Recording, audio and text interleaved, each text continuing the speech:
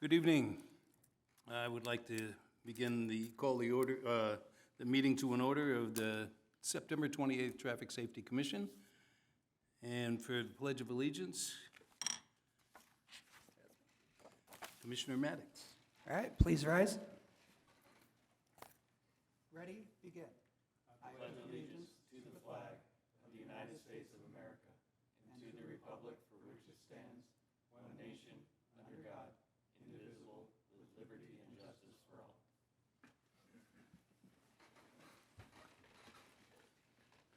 Have the roll.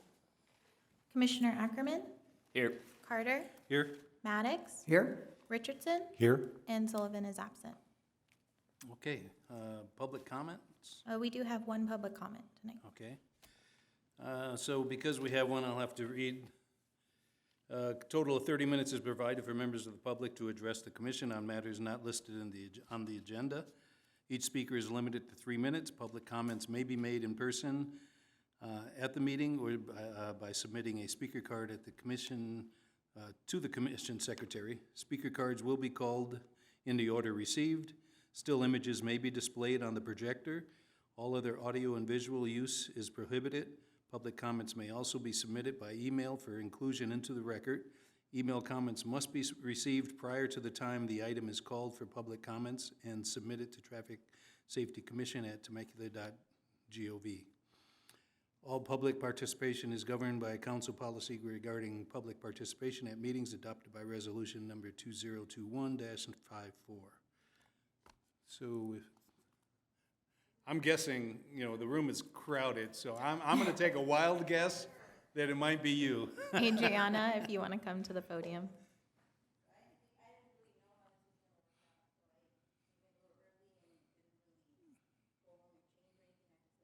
Now? No, then we can't listen to you then if you're not changing.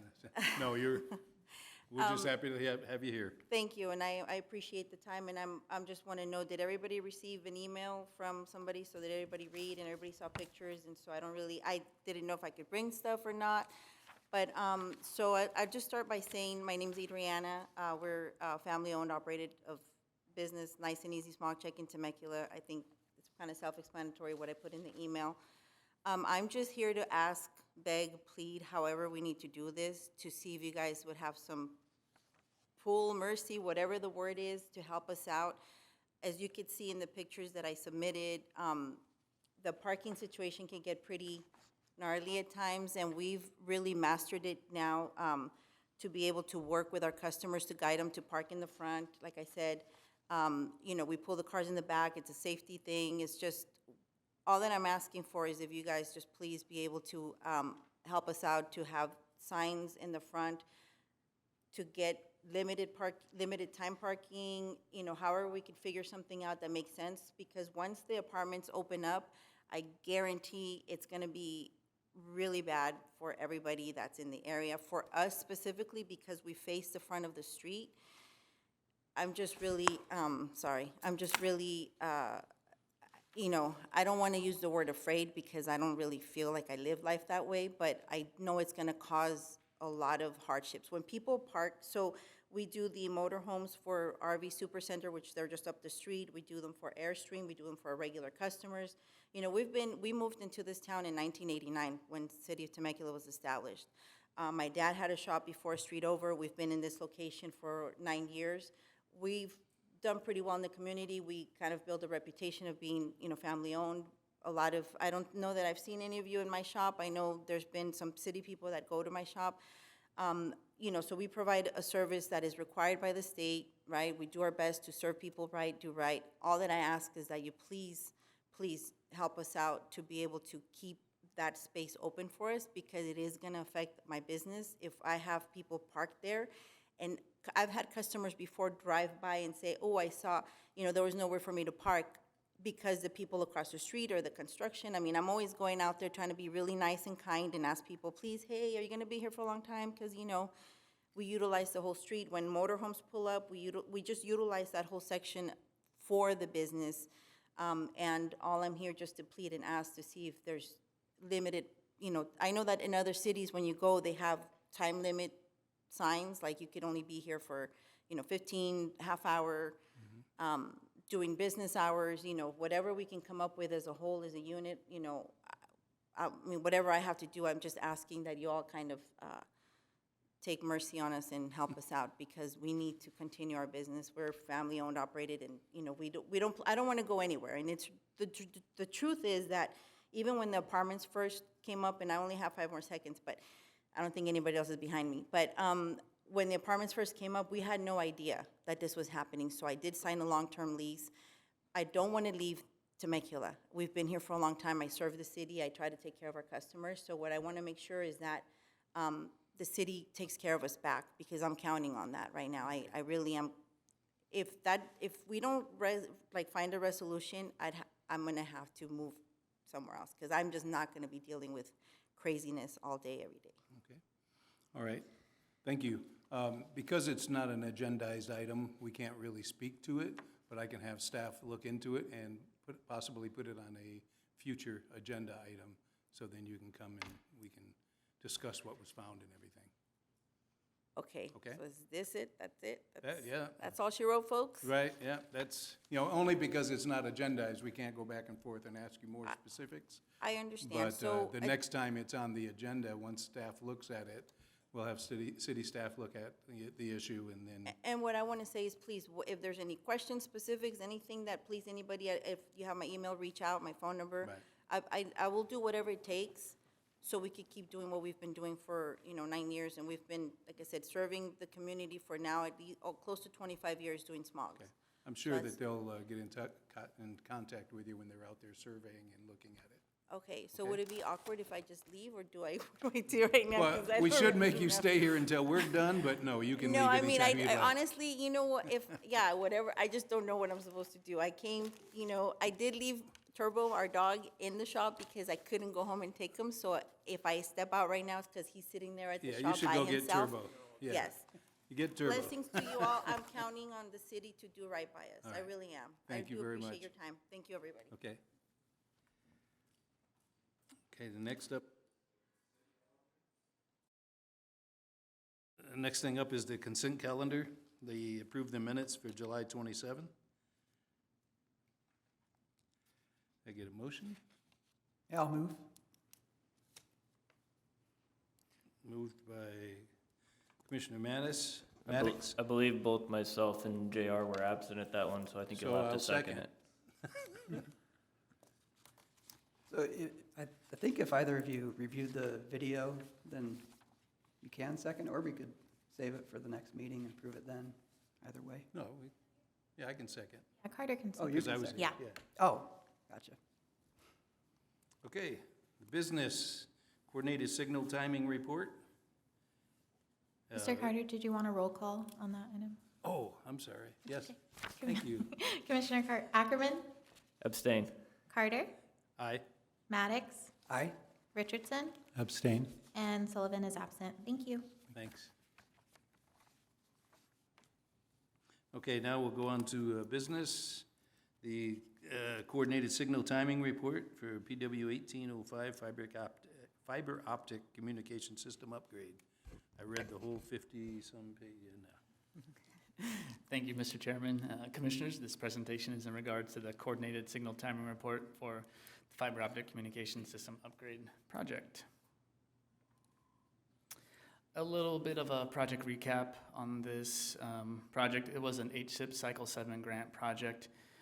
We received about $1.2 million in grant funding, and that money was used to install fiber optic communications improvements and also to develop coordinated signal timing across the 3 corridors of Winchester Road, Rancho California Road, and Temecula Parkway. The whole goal of the project is to improve safety and operations on those 3 corridors. Some of the fiber optic improvements included conduits, cables, fiber, CCTV cameras, controllers, and other related communication equipment.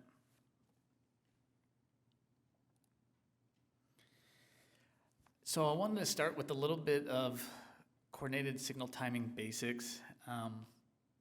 It's not an easy subject. It's one of the harder subjects in all of traffic engineering.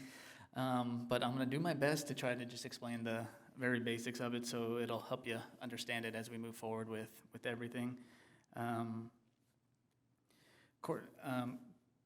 Coordinated signal timing synchronizes traffic movements and manages the progression of vehicles where uninterrupted flow is desired on a corridor. So what we want, the main goal of this project is to get people to move east and west on Winchester Road, Temecula Parkway, and Rancho Cal to get to the freeway and relieve that congestion as quickly and painlessly as we can. When we create coordinated signal timing plans, it's based on a fixed cycle length and offsets. So what a fixed cycle length is every signal on that corridor during a specific time frame is running the same signal length. For instance, on Rancho California, we're running 150 seconds. So every signal runs at 150 seconds. And as you drive through the corridor, there is a series of offsets that each signal has, so you can maintain the progression through those signals. So those are the two basic terms for coordinated timing. Now with coordinated timing, the main corridor timing, so our east-west movements, you can't break that time. If there's 70 seconds in that cycle that needs to remain green, it won't break unless you have an emergency vehicle preempting that. So keep that in mind as we go through the report when we get to where people kind of complain about coordinated timing and stuff like that. You can't break that main green. So before we implemented coordinated signal timing, there really wasn't any coordinated timing in the city, maybe a few intersections near the ramps, like Rancho Cal and Inez. The rest of it was just running what we call free. Actuated, someone shows up, it changes, you move. But that doesn't help any type of progression. It can be really choppy to get through the whole city. You're stopping potentially 8 times in the course of 11 signals. So that's where we were, and then you'll see the results later on that they have been improved. Coordinated timing is adversely affected by pedestrian crossings. Anytime a pedestrian hits it, it eats up a lot of time of that cycle. And a lot of times we can't accommodate all the pedestrian walk time in there. So for the next several cycles, we are constantly transitioning to get back to that cycle length. And we steal time from other phases. So sometimes it feels like some left turns and things may be getting shorted. It's because we're trying to make up that time. So a little detailed, but hopefully it makes sense. And also emergency vehicle preemption, like I mentioned, when an emergency vehicle comes in, interrupts it, it takes several cycles for the coordination and signal timing to sync back up. But the controllers we have are really smart, and it does a really good time of trying to equalize it and not making it really negative.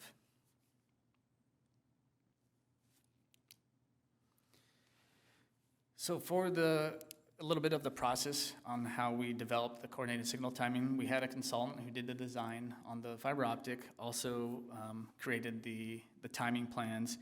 They model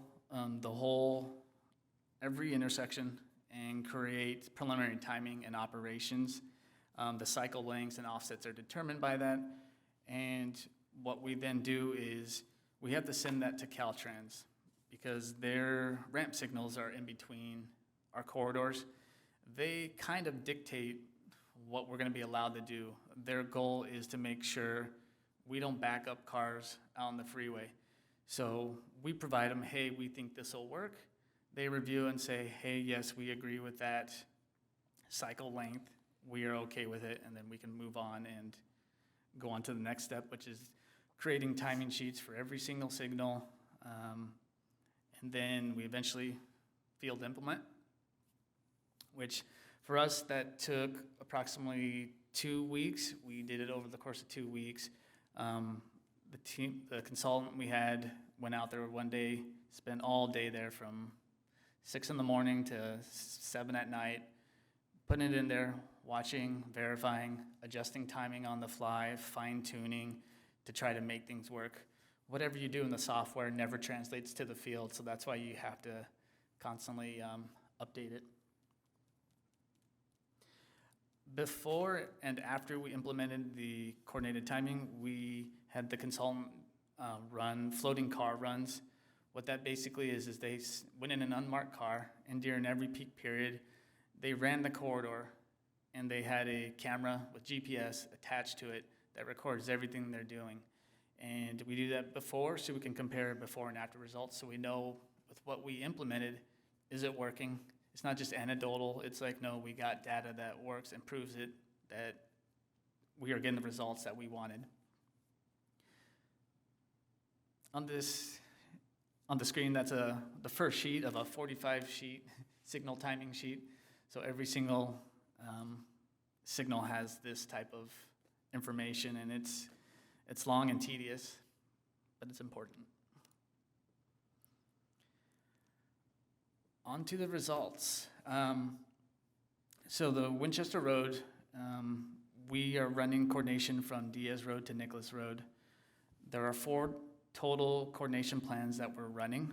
We're running an AM plan from 6:30 to 10 o'clock in the morning, a midday plan from 10 to 2, a PM plan from 2 to 7, and then we're also running a weekend plan from 10 in the morning to 7 p.m.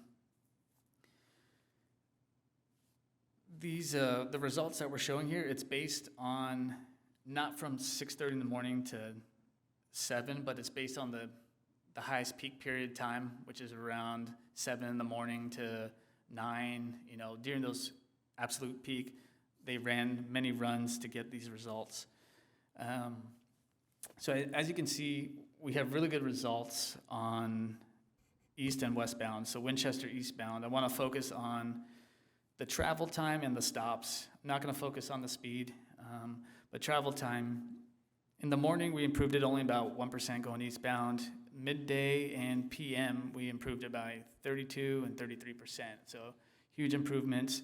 And then you can tell at the stops, we really reduced the stops to make it a more consistent ride, basically cutting them in half for the mid and the PM. As we go through coordination, you typically want people to stop at certain intersections so we don't just overload the ones right before the Caltrans ramp. So there are predetermined stops that we have on these. So that's just how we do the timing. Westbound, we have pretty consistent results as well, from 16 to 20% improvement on the travel time. And then stops were also reduced. So, these are pretty good results. We're happy with it. Even with the good results, there are still issues. We have a few troublesome intersections, and one of them is Winchester and Jefferson, and the other one is Winchester and Rorpaw. Jefferson, in the PM, it's a problem. It is just saturated with traffic, people avoiding the freeway, coming through downtown and coming up there. There is not enough time that we can give that signal to keep it clear and run as efficiently as we possible. Like I said, we're kind of tied to what Caltrans will allow us. Caltrans likes short cycles, we like long cycles, so that's why there's that balance. I'm still gonna say it's better than what it was. Jefferson, even though there's still problems with it, I think we've, just in our experience, and Eric can speak to it from all the complaints he used to get, that used to back up way more, so it's still an improvement. People still may not be happy with it, but we feel that it's an improvement. And then Rorpaw's a problem in the morning with all the kids crossing, constant pedestrians activating it. It's constantly in transition. Some phases get shorted, but generally once the school's done, it gets into a normal cycle and it's functioning pretty well.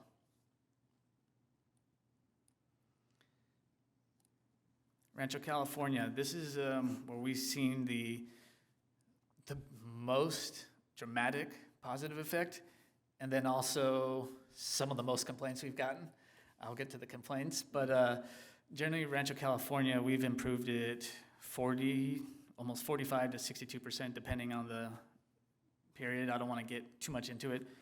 Stops have been dramatically reduced, should be much more consistent if people, and I don't know if people know, but when we go do it, we pay attention to it, but I don't know if the average person really pays attention to see if it's working better, but when we pay attention to it, it really does work better.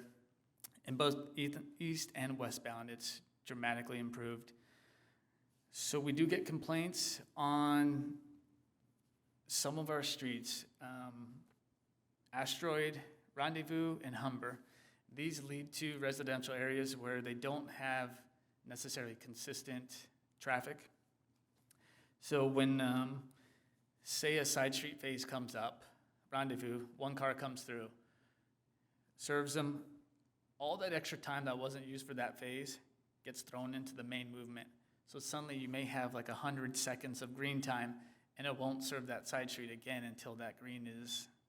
So we're getting a lot of complaints of people sitting there like, hey, I'm sitting here a minute and a half, nothing's happening, and if no cars are coming on the main movement, it really can aggravate people, and I get it. But that's what we say, you can't break that green time. Once it's been allotted to that main movement, you can't break it. We actually kind of want to take a step back from it. We actually have implemented some changes to where we can resurface some of those side streets and the left turns though. If the main movement doesn't have cars coming, we are allowed to reserve one of those streets one more time. So we've actually made improvements over the past, I think last month we did that, and we haven't gotten as many complaints. So it may have fixed it a little bit, but I still feel for those residents that it does happen. Generally, coordination, timing, any city, the complaints are gonna be, I have to wait longer than normal to get onto the main corridor, or the left turn onto the side street, I have to wait, and they're right, it's true, but generally, once you get on that main corridor, you are moving much faster. So a little bit more patience is needed before you get on there, but that's a hard sell, I would say, to some folks. And then Temecula Parkway, also dramatic improvements, 20 to 30%, depending on the period. Stops have been reduced, more consistent driving and flow. We really haven't got complaints on this corridor. We actually got a positive phone call from one resident, which is a surprise, and we're happy about that. But generally, Temecula Parkway is working really well.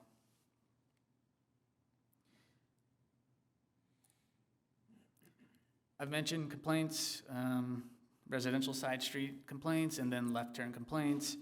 I don't know if I need to go any more on that. I just wanted to make special mention on it. Even though we're having these complaints, we think that generally the operations is working much better and more consistent, and we feel it's working really well. Our next steps, we're gonna continue to monitor the timing and fine tune. This isn't one of those things you set it and forget it. You constantly have to pay attention. We are continuing to learn and use our traffic management software and refining it. That's what's shown on the screen, is that is showing the signals in green right there, all the ones that are coordinated. So we're constantly monitoring it and trying to fix it and come up with solutions. Our next step is future coordination, is we want to do Pechanga Parkway and Inez Road. Inez Road is part of one of the HSIP grants that we won. So that'll probably get coordinated hopefully sometime in 2025 after we get the design and go out to bid. Pechanga Parkway, Eric and I are gonna take that one on internally. We need to order some equipment, but that's one we're going to take on ourselves and really dive into it.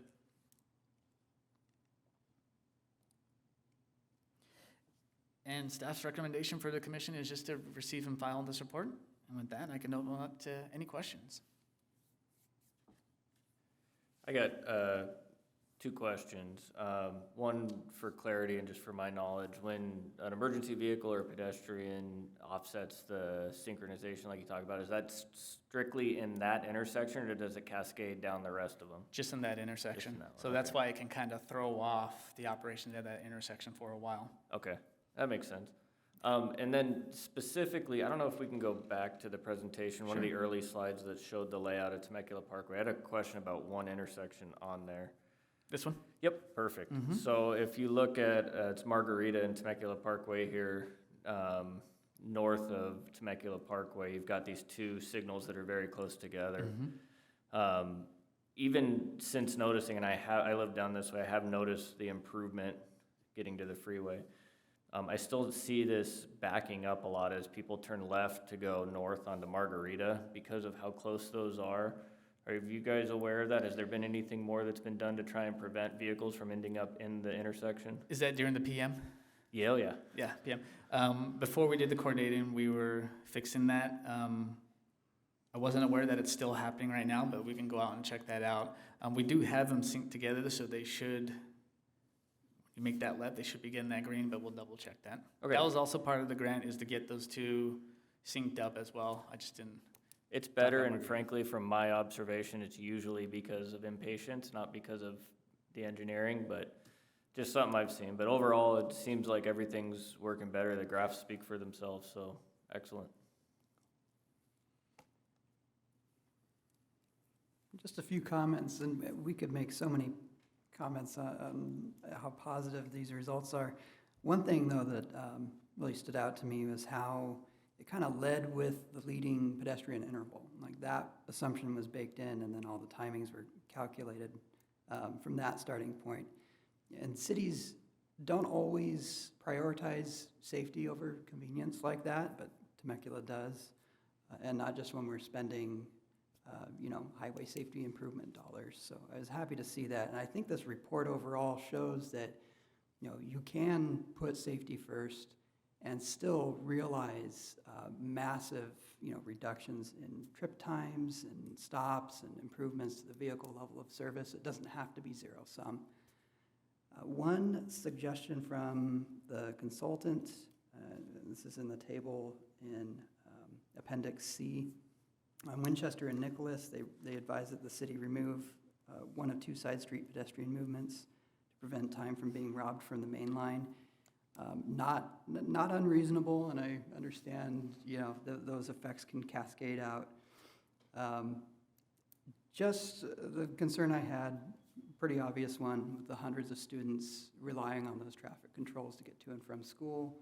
I know that observation isn't a revelation to anyone, just wanted to point that out and ask that it be given due consideration. But on the whole, the results in here and the changes in this report, I think, are making our streets much safer, more convenient, more productive for everyone. I'm really excited to share this with my neighbors, and even more eager now to see what we're going to be able to accomplish with the Cycle 11 funds that are coming our way. So thank you for your report.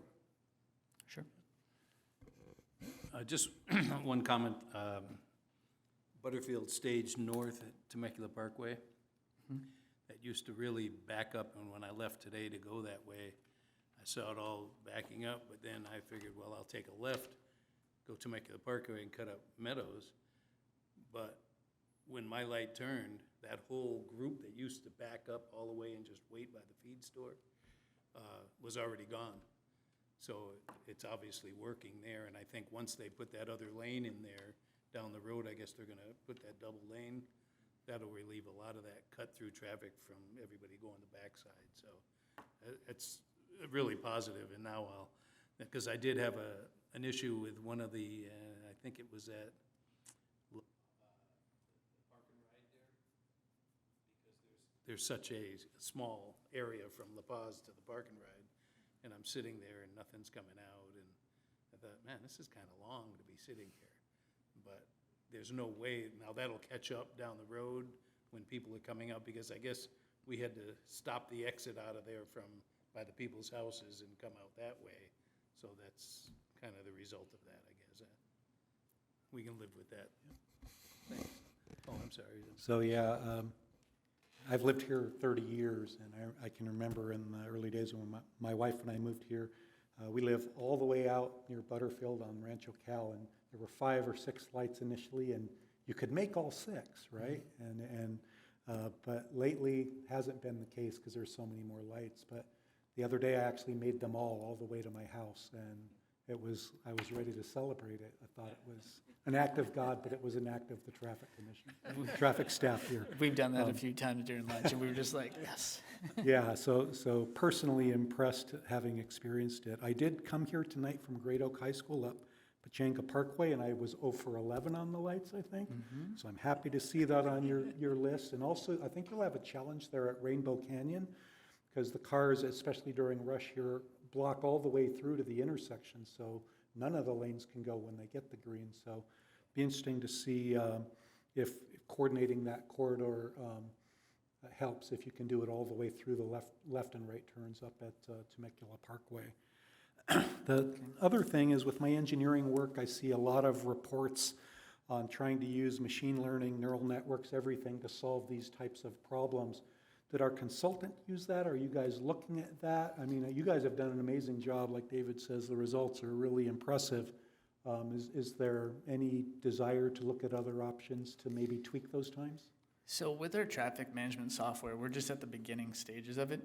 We can pull in high-res data from all the loops that people hit, and we can pull that in, and it can actually make suggestions on our signal performance measures and say, hey, you're wasting too much green time here. Maybe you need to change this here. We're not at that level yet. We're getting close, but that's like my big goal that I want to hit for next year is like, let's try to get that to work for these 3 intersections. But we think that's what's going to provide us even more refinement and really understand, because these results that we get, it's over one day of someone driving it, and, it can kind of fluctuate, and we know we need something that's constant data that we can adjust. I'd encourage you to look up artificial intelligence for traffic timing. There's tons of publications out there. I think it'll help you guys. Yeah, the last question I had was, we know we have the amazing TMC back here with all the cameras. Do you have an indication when an intersection is in recovery mode from a preemption or something? Is that shown to you? Yeah, so on that one picture I showed, it'll show it as in flashing. Okay. We get updates if a signal's in flash now. On these ones that we have communication, we get all types of updates on our phones. The signal's in flash. This one's being preempted, things like that. So we do get that type of I think it information. would be neat or probably helpful if you do get complaints, if you can say, was that corridor in a recovery cycle when this person experienced the problem? That would be helpful, so if it's we really have a problem, or if it's a one-off for a recovery. That's one thing we've been trying to, when we get complaints, when we reach back out to the residents, just telling us that there's an issue doesn't help. We need to know specific time. Was anything else happening? Was there a pedestrian? Was there an emergent vehicle? All that information really helps us. If we have the time, at least we can go back to our logs now and check that. So any info is really helpful. All right, that's all I had. Great work, guys. Excellent, thanks. So we will be, Nick will be presenting this report to the city council as well here at an upcoming meeting. Good luck. Close that one. Move on to item 3, stop controls and pedestrian analysis for Mercedes Street between 6th and 3rd. Thank you, Mr. Chairman. This presentation is in regard to stop controls and pedestrian analysis for Mercedes Street between 6th and 3rd Street. About a month ago, I would say, or a month and a half ago, city staff was requested to review how we can improve pedestrian circulation and safety on Mercedes Street in the downtown area. We notice, there's a few locations, from where we are at City Hall. When we actually leave, there's no real good place to cross. There's not too many pedestrian crossings that are actually helpful to get down on the 4th and 5th, and down the 6th has it. But we took it on that challenge. Let's see what we can do to help improve. Some quick roadway information. Mercedes is a 40-foot wide local roadway, 25 mile an hour, about 3,000 ADT. 85th percentile is actually pretty low, 20 miles an hour. People do go slow because we have that, Pat's the San Diego crossing right in front of City Hall, so people are going slower, and the spacing of some of the stop controls forces people to go slow. 5th Street, 40-foot wide, 25 miles an hour, and about 850 ADT. 5th Street and 4th Street has residential on the east side of Mercedes, and then commercial on the commercial and business on the south. 4th Street has 830 ADT, so very similar to 5th Street. And as you can see from the map, Old Town, every intersection has a all-way stop. On Mercedes, we only have a all-way stop. Actually, we have it at 3rd Street. I forgot to mark it out there, but we have it at 3rd Street and 6th Street. So during our field visits, we notice all that information, we put it to a map and realize, this, to get safe and convenient pedestrian crossings and controls, we should look at all-way stops at 5th Street and 4th Street. As part of our review, we performed data collection and review. We reviewed the collision history, we evaluated sight distance, and then we ran our multi-way stop warrant analysis. We collected 2 months' worth of data using streetlight data, and we use that to run the analysis.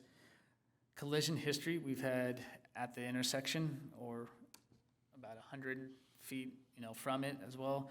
3 accidents in the past 3 years at Mercedes and 5th, and 2 accidents at Mercedes and 4th. None of these were serious. They're more of the property fender bender type. But I have a sneaking suspicion it is due to the sight distance of these intersections. Not one of the intersections meets the sight distance. If there was no cars parked, we meet the sight distance, but typically these cars are blocking giving us a clear line of sight. And it fails on the line of sight from where we take the measurements, but most people, when they do make the turns, they inch up, and to make it a safe crossing. So you can see on the screen a lot of the photos we took and show that it can be a little bit difficult to see around those cars. And this is for 4th Street as well.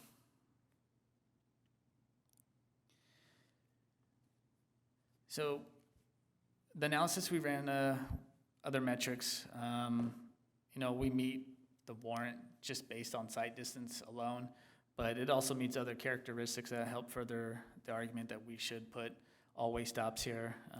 There's 2,000 vehicles on the uncontrolled street, Mercedes. There's PED conflicts in the activity center downtown. There's no controlled crosswalks within 600 feet. It's slightly over. And we think the multi-way stop was actually compatible with the traffic circulation needs of the area. We're seeing more and more events here around Main Street and coming up to that area. We feel this is a dual purpose. It'll slow people down, but it'll also provide that safe crossing. This slide shows the concept design. We still have to dig into this a little bit more. When we go ahead and put crosswalks, we do need to look at pedestrian ramps. So we got to check the ADA compliance on that, and that may slow up our design a little bit, but that's something we're going to try to build into some CIP projects that we have going concurrently, so we can get that done at the same time. So this is for 5th Street, and then this is for 4th Street. It shows the all-way with the pedestrian crossing. The other locations where we want to do crosswalks is already at the existing all-way stop locations. This is at 6th Street and then also at 3rd Street. These ones, specifically 3rd Street, we got some bigger issues to deal with in terms of the curb ramps. We're really gonna have to check that one out. So this one we may not be able to do for quite a while, but we at least want to show this as our goal here, is we want to have these crossings all along Mercedes Street. And with that, staff's recommendation to the commission is to recommend the city council adopt a resolution establishing multi-way stop controls at the intersections of Mercedes and 5th Street and Mercedes Street and 4th Street, and also recommend staff to implement striped pedestrian crosswalks at the intersections of Mercedes Street and 6th Street, 5th Street, 4th Street, and 3rd Street. And with that, that concludes this presentation. Questions? No? Questions? I was just curious, I was looking at the accident data specifically for 5th Street, and of the 3 accidents, all of them were struck parked cars. Have we looked at possibly restricting the parking directly adjacent to that to limit that, since that seems to be the #1 leading cause of accidents in that area? Losing downtown parking would be an issue, I assume, but I'm sure, I just know we have to look at the accident data, And I understand that losing parking spots is not a good thing. But I think we should look at that at least. If we're considering accidents at all, then we need to consider what they're telling us. I agree. I think we should look at, typically when we do these type of, where there's parking right on the street, we try to do 25 feet of red curb or something like that to provide a little bit more sight distance. And to, when people make that turn, not to swipe that car. That's something we can definitely look at. Fair enough. Otherwise, I think it's a good proposal. Got a few questions for you. So first, my understanding is that our current streetlight data subscription does not include pedestrian counts, and there's a cost associated probably with that level of access. But given the pedestrian and people-oriented nature of Old Town, I've got to ask, do we know if it's possible to activate that service, maybe just for the Old Town district? I'm sure we could probably activate it for a month and just pay a little nominal fee for it. I'm not quite sure how accurate that is, but I'd have to talk to them again about that and see. Okay.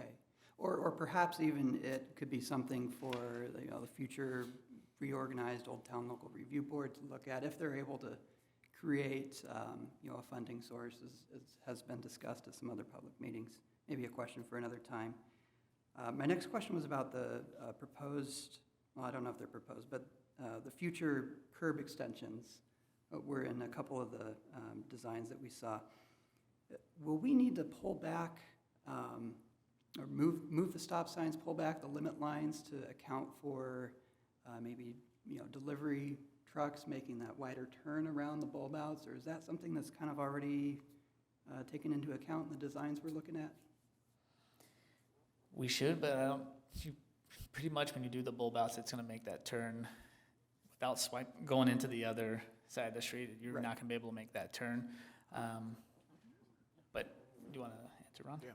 I was going to say, since the Old Town Specific Plan was implemented in 2010, there's new standards with regards to new buildings for alleys and deliveries, as you're saying. I mean, that is the goal, that as development comes in, those things are accounted for. Unfortunately, a lot of the businesses that we see that have impacts with regards to the deliveries, and I think probably what you're thinking of is Main Street gets very impacted in the mornings with the deliveries there. But as development happens, those alleyways and delivery ways are built in. So some of the things that you'll see going to Planning Commission have those things to accommodate so that those impacts aren't on the regular roadways. But we just haven't got to the point where we've had a lot of redevelopment. We'd have a few, but we're working with planning to make sure that those things are accommodated for. Excellent. That's a very helpful explanation. I appreciate that.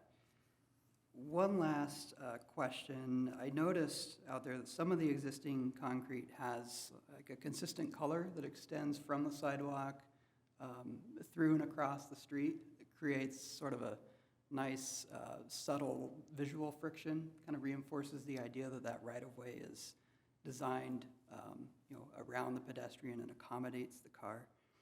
Are we able to give a similar treatment to any of the proposed crosswalks? We actually talked about even doing the crosswalks on Front Street with some kind of a treatment. Haven't gotten that across the finish line yet. There's a cost associated with that, and that's something that could be done as a future project. Yeah, and you can actually, what we're looking at doing is like basically like a stamped asphalt. And you can actually do that after the asphalt has already been placed. They heat it up, and then you can stamp a pattern and a color into it. But like I said, there was a cost associated with that, so we haven't got that budgeted yet and been able to implement. But we'll bring that up for both Front Street and Mercedes. Excellent. Maybe a temporary thing, I don't know if this is feasible, but if we still have any revenue from the, I think it's the in lieu public art fee that developers pay. I'm not sure if that's the right term for it. Basically, the thing that allowed us to do some of the utility art that was part of that committee that Commissioner Sullivan served on. If any of that could be used to do some kind of street art project in the meantime, just another idea. That's it for my questions. Thank you. If I could address that with yes. regards to the street art, we do have the Parklets Public Workshop that is coming up on the 11th, I believe it is. So in the evening, there will be that, and that's a subject that was brought up regarding, okay, if we're going to do something with regards to a little bit more enhancement to our roadways, or can we find other features? Public art was discussed, so you might want to stay tuned for discussion on that topic. Oh, yeah, I'll keep an eye out on that for sure. Thank you. Thanks. Chair, anything? Okay. Not hearing a whole lot of disapproval. I'd like to get a motion to recommend the city council adopt a resolution establishing multi-way stop controls at the intersections Mercedes Street 5th and 4th and the 3rd. One question, though, before I go forward with the motion. As Commissioner Ackerman said about the parking spaces, when we're putting crosswalks in, that's gonna move it anyway, a little bit, right? So you're probably just eliminating one on each. Sorry about that. One on each thing anyway, so that should probably give enough turning radius for, okay, cool. Do I have a motion? Make a motion. I'll second. Okay. And roll.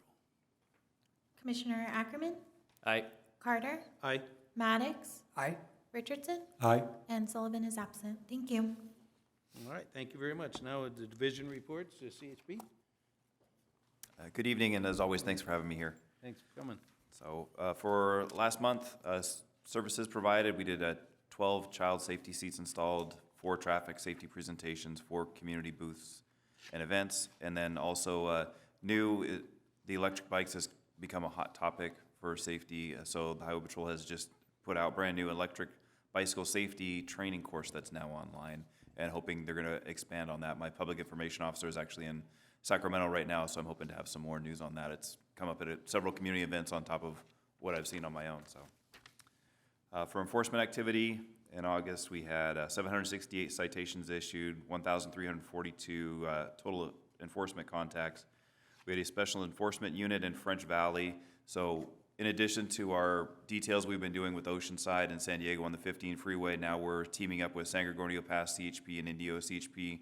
And we take turns once a quarter going around and helping each other out. So they sent units over to us, and we took it out to French Valley. We had 2 sergeants, 11 officers, and in a matter of 4 hours, we wrote 100+ citations, 10 verbal warnings, 4 vehicles impounded, and 1 drug DUI arrest. So it was a good time. And then every quarter when it does come back to Temecula CHP, we're going to go back out to French Valley and give them some attention. Yeah. For our DUI arrests, we had 46, and only 14 of those were DUI crashes, so a number I'm pretty happy with, and we're trending in the right direction on that. For traffic collisions, again, we stay pretty stable at that. A total of 146, we're generally about 120 to 150. 83 were non-injury, 62 injury, and we did unfortunately have 3 fatalities. And this was also during the emergency proclamation for Hurricane Hillary. We actually had all of our RDOs, our days off canceled. Myself, the lieutenant, were even in working, and everyone working 12-hour shifts. And we got lucky, a lot of spin-outs, knock on wood, but no major incidents out of the major rain. So very lucky on that. For our fatalities, the first one was southbound I-15, south of Wildemar Trail. Second one was southbound 15, north of California Oaks. And then the third one was SR 74 at 7th Street. And that's it. Any questions? I've just got, I guess, a question for both of you, really. On the e-bikes, I know legislation and laws take a long time for them to come up. Is there anything in the hopper now to put some type of regulations on riding those e-bikes on the street, in the bike lanes, off the sidewalks, or helmets, or any of that stuff out there? I haven't seen it yet. We had some complaints a couple months ago over by Tony Tobin Elementary School, and it wasn't the elementary school kids, it was teenagers. So they were doing wheelies and being stupid up and down the street, so we had educated them on the dangers of riding. And obviously they don't always wear their helmets. It's always on the handlebars, so that way they can call a timeout real quick and put it on before they crash. And living by Great Oak High School, I see the teenage kids do some pretty crazy things on it. So not yet, but it's absolutely in the works, and I know other agencies have been working on it as well. Yeah, thanks. Okay. PD, Sheriff. Good evening. Evening. Traffic statistics for the city of Temecula, August. We had 1,967 total cites, 1,156 of those were hazardous citations. 224 were non-hazardous citations. Those include seatbelts, cell phones.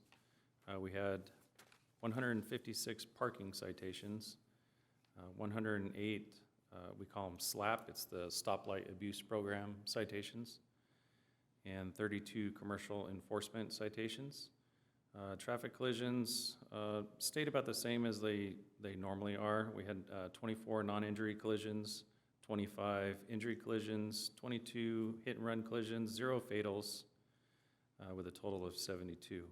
We also had 32 DUI arrests. We held 1 DUI checkpoint, which we got 0 DUIs, which is considered a successful checkpoint. I think 700 and something vehicles were stopped and checked. We are continuing to do our targeted school zone enforcement. The motor team goes out 3 to 4 times per week, and we go to one specific school per day. Today was Temecula Elementary, and we focus our attention on drop-off and pickup at that one specific school per day, which we've been receiving some pretty good feedback. People like seeing us out there enforcing school zones when the kids are out. And I believe that's it. Any questions? Very good, thanks. Any questions? No? Thank you very much, I appreciate it. And next, traffic engineers report. Got a few things for you. First of all, we've got our regular striping maintenance underway right now, so you'll be seeing some refreshed lines. If you didn't know this, we actually do that twice a year. We've got a contractor that comes in and does that twice a year throughout the city. The I-15 French Valley Parkway Phase 2 project is well under construction. One of the impacts to that will be we're going to need to close the Sangre Cruz Creek Trail that goes underneath the freeway and Inez Road in Jefferson. So that's going to be starting the 1st of October, and there'll be a detour basically between Inez and Jefferson. So we'll actually have to ride out on Winchester, which is not a great place to be riding a bike, but that will be the only route that will be available, and it's going to be closed for about 6 months, so it'll be a fairly lengthy closure while the new bridge is built over the creek there for the on-ramp. Well, we've got our slurry seal, residential slurry seal project coming up here that'll be done in late October and November. That contract is going to City Council at their next meeting. We've got 2 new traffic signals that were recently turned on, one at Rancho California and T Drive, and one at East Promenade Mall and the Ring Road. And then we've got another one that's actually in the works and will be turned on sometime soon, and that's Avenue Lastonic and Butterfield Stage Road. So that'll bring us up to 131? 133, I believe. New total traffic signals. So we've got a handful. So that concludes my report. Outstanding, thanks. Director report? That was you, Andy? Ditto. Yeah. Commissioner reports, anyone? Yeah, quick one. I got to look at the name here, it's a long one. No, so the Temecula Active Transportation Community Advisory Panel met this month, had a lot of items on our agenda. I just wanted to highlight 3 real quick. Cycle for Hope, this Sunday bicycle event, in addition to some longer courses, we've got a 15-mile community ride that's going to highlight some of Temecula's best bicycle infrastructure, including parts of the Santa Gertrudis Creek Trail, Marietta Regional Creek Trail, and then also, of course, the Old Town Creek Walk. So that'll be good to check out. That's starting from Community Mission of Hope Food Pantry. We also got to preview a couple of staff projects, including a new Z-Fold map that's going to be distributed to some of the local bike shops. It's got a beautiful map of all the latest city trails on one side, and when you look at them all together, we've got a pretty respectable trail network coming together now. Backside's got some education, a safety piece, really professionally done, but all done in-house, as I understand. And then staff is also working on a trail signage, wayfinding, placemaking project that's looking really exciting, and it looks like they're going to pilot that maybe in Wolf Creek. So we'll see how that develops. Last topic, we had a robust discussion on e-bike safety. And so that involves a lot of different organizations working on this in addition to Highway Patrol. There's a council subcommittee has been meeting with RSO about this. School District Security Department recently put out some new educational materials and a video. And then there's been some really brilliant grassroots efforts too, like the Caught with Your Helmet On program that was started by a local nurse here in Temecula. And I believe we may have an e-bike agenda item coming to our commission soon. So I don't want to get too far out ahead of the discussion there, but yeah, I think that's a discussion we'll need to have pretty soon in the future here. But for now, I'll leave it at that. Thanks. Just a quick question on the Cycle for Hope. Do you Yes. allow electric bikes in that?